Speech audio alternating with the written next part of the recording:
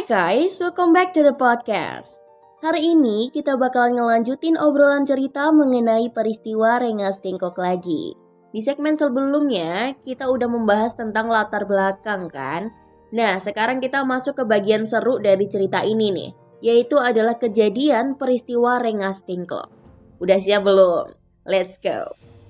Jadi, bayangkan ini, tanggal 16 Agustus 1945. Jakarta lagi panas-panasnya nih. Situasi politik di Indonesia saat itu kayak roller coaster, dipenuhi ketegangan dan juga harapan ya. Golongan muda yang udah gak sabar buat merdeka, yang diwakili oleh para pemuda super semangat seperti Sukarni, Khairul Saleh dan juga Wikana, udah siap bikin langkah besar nih. Mereka ngerasa kalau waktunya udah pas banget buat memproklamasikan kemerdekaan. Jepang udah mulai goyah dan kelihatannya bakalan kalah nih ya. Jadi mereka merasa bahwa nunggu itu terlalu lama dan bikin kesempatan emas ini bakalan lenyap. Nah, mereka punya ide cemerlang nih. Ayo kita bawa Soekarno dan juga Hatta ke Rengas Dengklok, gitu katanya.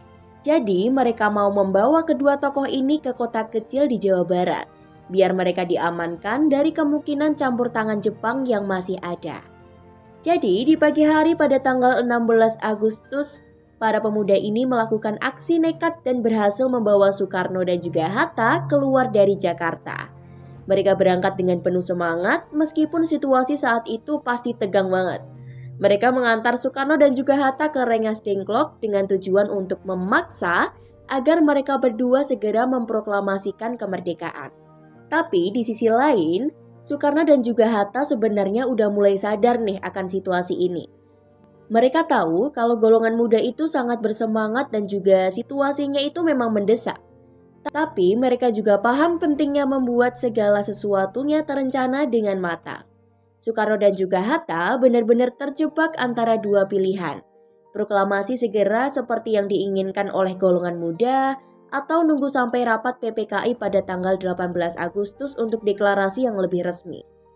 Setelah beberapa jam ketegangan dan juga negosiasi, akhirnya pada malam 16 Agustus 1945, Soekarno dan juga Hatta diizinkan untuk kembali ke Jakarta.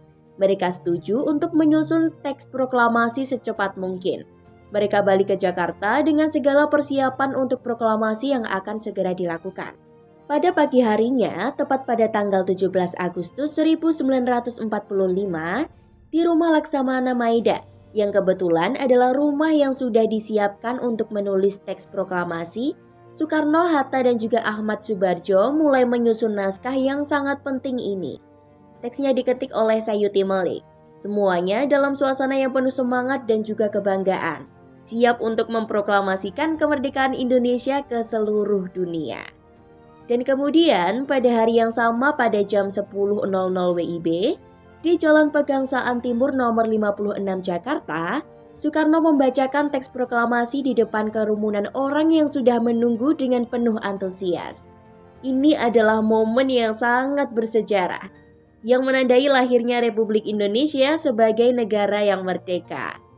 So, jadi itulah kejadian dari peristiwa Rengas Dengklok. Gimana? Seru kan?